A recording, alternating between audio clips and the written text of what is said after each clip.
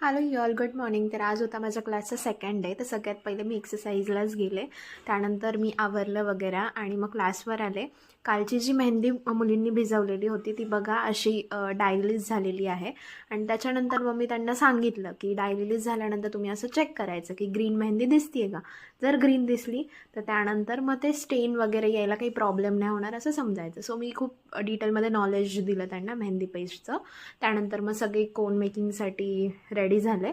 मग आम्ही पेस्ट वगैरे पायपिंग बॅगमध्ये वगैरे भरून घेतली. मग त्याच्यानंतर कोन मेकिंग म्हणजे कोन बनवले मुलींनी. थोडंसं स्टार्टिंगला 2-3 कोन त्यांचे चुकले, पण लास्टचा जो कोन होता त्यांना ट्रिक कळाली की कसं टाईट करायचं अँड ऑल. मग त्यानंतर सगळं आम्ही कोन मेकिंगचं सेशन वाइंड अप केला.